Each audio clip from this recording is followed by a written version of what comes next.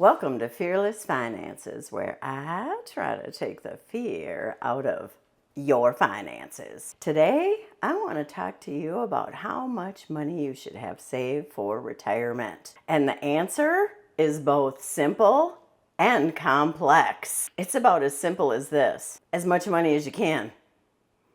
The reality is none of us know what the future is going to bring. We just simply don't. Not while we're saving the money, and not while we're using it. Things can come up, life can change, our job circumstances, we can get laid off, disabled, suffer an illness. We might not even make it to retirement. But in the meantime, we should save as much as we can. But that really doesn't solve the problem, because we should have some sort of goal. And some pundits out there will go with some standard formats. It used to be save 10% of your income. Then they started saying save 15% of your income. Well, here I want to share with you 4 different stories that illustrate to you how much it's worthwhile to save and how to try to secure the best retirement and the best lifestyle in the meantime. So let's get to it.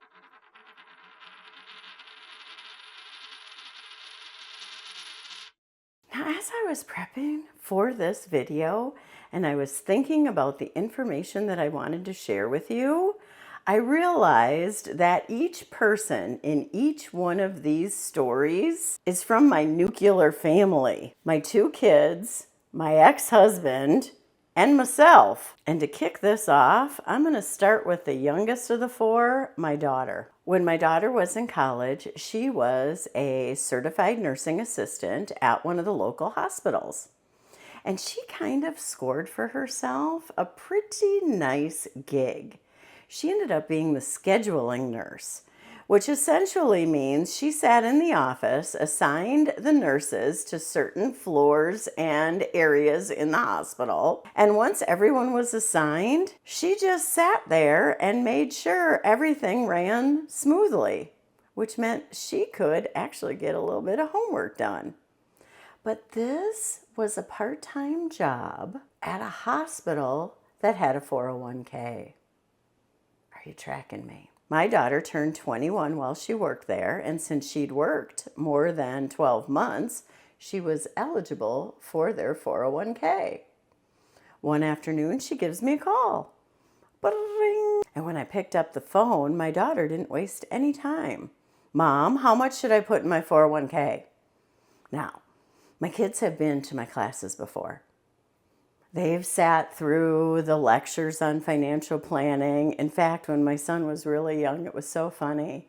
He came during Take Your Kid to Work Day and had no idea there was such a thing as taxes until the class. Mom, they literally take money right out of your check?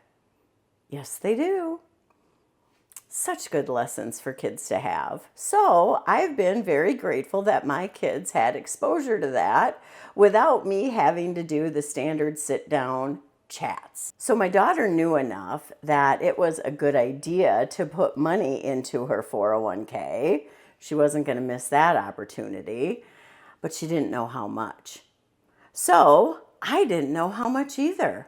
I said, well, what's your match? She said 6%. I said, can you afford the 6%? And her response to that was, Mom, I don't make very much money. Well, that really didn't quite answer the question. So I said again, okay, can you afford to give up the 6%?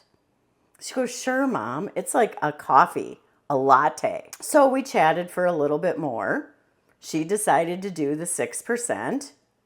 And we said our goodbyes. Not too much later, she called me right back. This time on picking up, I wanted to say, what do you need now? But I just said the standard hello. And to this she said, Mom, what's a beneficiary? This brought to mind all the things that we need to learn about money. and finances and even what's a beneficiary. What I wanted to say was put my name there and don't worry about it. But instead, I explained to her what a beneficiary was. What I think is important to note about my daughter's story, she started this at age 21. This is the age where we can start with the 6% match, or we can start with the 10%, because we have a lot of time for our money that we've saved to compound. The older we get, the less time that we have to allow our money to work for us. She could do the 6%. She could do a 10%. But if you're someone who's starting this adventure of starting to save for your retirement at a later age, the story might be different. And we'll talk about that in a minute. When she graduated, about a year later, she had $3,200 in that account for skipping a few lattes. And that's a darn good start to a savings plan when you're 22. Now my son, his story's a little different. My son took a longer journey through college. He wanted to explore and enjoy much of life, and he also hadn't necessarily settled into exactly what he wanted to do. Now, I have to say, he made a lot of great choices along the way. For example, he started off thinking he might want to do something in the culinary areas and was looking at a culinary degree. But instead of starting to pay the tuition, he got a job as a sous chef in a high-end restaurant and quickly decided this was not for him. My son also got derailed by COVID. He was finishing up his master's degree in Canada when COVID hit, and it delayed his ability to complete his degree for 2 additional years. So my son got his first full-time corporate type job around age 30. Now he too called me up when he got his 401k offer. By the way, in Canada, it's not a 401k. It's called an RRSP, Registered Retirement Savings Plan. And unlike in the United States, where we have 401ks and 403bs and IRAs and SEP, simple, the list goes, Roth goes on and on. Canada only has 2 accounts, the RRSP and a tax-free alternative called a TFSA, tax-free savings account. So much easier. Employers can contribute to them, employees can contribute to them, self-employed individuals can contribute to them. It's one account with one limit and one set of withdrawal rules. So much easier. But I digress. My son, after all these years of school, was finally eligible to put money away in a traditional retirement plan provided by an employer. So he too called me up and he said, Mom, what do you recommend that I do? And since his sister was already participating, I told him her story. But I said, your story's different. You have less time to allow the money to compound. I asked him, can you afford to do 15 or 20%? And his response, interestingly enough, was a little like his sister. It was a non-response. Mom, I've been basically living on nothing as a college student. Technically, I can afford any amount and still survive on basically nothing. So of course he could do that. But my next question then was, is that what you want to do? And as frugal as my son is, and as good a saver as he is, this was his response. Sure, I could do it, but. And how many out there are figuring that but was followed by something that he's been putting off buying? right? I mean, after all, we're all like that. And in fact, my next story is going to illustrate why we don't always want to put off those purchases. We should enjoy our money today as much as we save for tomorrow. The reality is we might not get to tomorrow. So my son's but was followed by, I want to get a new truck. Now my son was driving around in a pretty decent truck, but he wanted a new one. And I asked him, well, how much is the truck? And he gave me a purchase price that was close to what I paid for my first house. And I said to him then, do you need a truck like that? And he had plenty of reasons. He's an outdoorsman, he travels a lot. In fact, he has a YouTube channel where he does these outdoor videos up in the northern parts of Canada with camping. Oh, just awesome. I'll put a link to his channel down in the doobly-doo because he's definitely living high, wild, and free. But I digress. He said to me, I guess I don't need it right now, but I think it would be a good buy. My next question was this: are you going to go shopping for that truck now? He said no. My new job gives me a truck. So I figured I'd wait to see if prices come down. I said, well then, can you do the 15 to 20% now? You can always change it later. And this is the other thing. Once we have those dollars in the account, they're going to start working for us. And those pennies will create new and free pennies. So if he can afford to get the money in there now and then leave it there, that's the best choice of all. In the end, my son didn't buy a new truck for a number of years, and when he finally did, he found a really good used model at a really good price, and the cost of it was about 2/3 that number that he gave me on the phone. And now that he's several years into his career and settled into it, making, as I mentioned, pretty good money, he's got a lot of money saved up, as well as buying a number of toys, which you'll see at his YouTube channel. Which brings me to story number 3. And this one's my ex-husband. He died a few months ago on St. Patrick's Day unexpectedly. Very unexpectedly. Now, he wasn't a man of great means. He didn't have a lot of money. He had some debts when he left this world. But this is the thing. As much as what he has in his retirement account and any other money he has saved will benefit my 2 children, and that's wonderful and that's lovely, he never got to benefit by it. Now, that doesn't mean that we should put off saving for retirement. But what it does mean is saving for retirement should not be the only thing that we do. If we don't take the time and effort and the finances to do things today that we enjoy, we might find ourselves just like my ex-husband and not get to enjoy all that we tried to sacrifice for. Like my son with the truck. And I'm sure my daughter occasionally had a latte.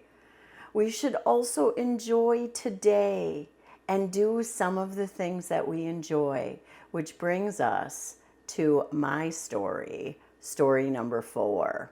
I don't have anywhere near the money saved that I wished I did. And please do not get me wrong. When you look at retirement planning statistics, I have more than the average Gen Xer out there saved up for my retirement. When I talk to friends of mine who are close to my age and some older, I have more money saved than they do. But I've had things that set me back. One of them was my divorce. People who are married end up with an advantage. They have 2 people in a household. They don't have to do everything on their own, and they don't have to pay for everything on their own. Even if you have a non-working spouse, I should say a non-employed spouse, that person is taking care of responsibilities, caring for children, shopping, etc., that allow for other potential savings in that household. When you are a single individual, you pay for all of that on your own. And in my divorce, I had to give him part of my retirement savings account. He wasn't good at saving. He didn't save for retirement. I did. So when we divorced, I had to give him some of my retirement savings. That set me back. The other thing that set me back was the 2008 housing crisis. I divorced in 2005. I bought my ex-husband out of our family home in 2007. Now, I knew when I bought him out, I was buying him out high. I knew the market was elevated, but I also didn't want to have to move my children. I wanted to give them the stability of staying in that home, and between the two of us, I was the person who could afford that. So I bought him out of the home and I gave him his share of the equity. I lost mine in the crash and I never got it back. That equity went into the home that my kids will now inherit. So this is the thing. You never know what your future will bring. You don't. Like when I started out at my daughter's age, and I started my 401k in my early 20s too, straight out of college. I was putting the money away. I was doing the thing. I was trying to make things work financially. And you don't know what will happen in the future. Now, do I regret any of it? No. Am I grateful for what I have? Yes. One of the subscribers suggested to me that I retire now. I'm in my late 50s and I cannot. I am not one of those people who's fortunate enough to do that. And before I let you go from my story, I want to also share with you this point. I'm making less money today than I did in my 30s. That's right. And you know what? The more I talk to people who are Gen X or younger boomers, their story is the same. They made the most money in their 20s and 30s, maybe into their 40s, and the older they got, their career shifted for whatever reason. They maybe got laid off and couldn't find a replaceable income. In my instance, there were regulatory changes in the world of continuing education that made it harder for me to earn the same amount of money. And ageism is real. I could go out there and try to find a job, but most people who I know who are my age, who are out there trying to find a job, are having a hard time replacing the same income and are not having the same success as younger individuals searching for a job. So make sure that you start saving as early as you can. Which brings us to the wrap up of how much money should you save for retirement. Point one, as much as you can. It should be at least 10% of your income if you are starting to save in your early 20s. That percentage should increase the older you get. The minimum amount you should ever save for retirement is your employer match. But you really should save more than that. Point number two, do not sacrifice on things that you enjoy or that bring you joy while you're saving. No plan is going to be successful if you just hoard away the money and never take time to enjoy it. And you could end up like my ex-husband and never get any enjoyment out of it. Point number 3, the reason you need to save as much as you possibly can is you never know what the future will bring. There could be hardship, there could be changes, you might become disabled. And it's so nice to know that I at least have that money there. And point number 4, we didn't really talk about it much in this video, but it is also super important. If you can't save at least 10% or more, then it's time to reconsider what you're spending your money on. Maybe downsize your home. Maybe cut out the big car. Maybe do like I did, move to Mexico or somewhere else that's less expensive. That's part of the reason why I went. I'm tucking away more money into my retirement plan. And you know what? Just like my subscriber Steve said, maybe I could retire today if I just stayed in Mexico. But I kind of like to come back here and see everybody in the States. But it is getting more and more expensive under Donald J. Oh, what's with him and his tariffs? And he says he's going to cut the prices and then he doesn't. Oh, and now the Republicans with this big, beautiful bill trying to take stuff away from us. Donald, cheaps. Could make it easier instead of harder. Those are my tips on how much money to save for retirement. If you've got something to add, note it down in the comments below. I will add all of those resources down in the doobly-doo, the description. And if you would, subscribe to this channel because I want to see you back here. And I know I mentioned in the video saving on expenses. I got some videos on that. And also picking up some extra income. So click right on one of those and I'll see you there.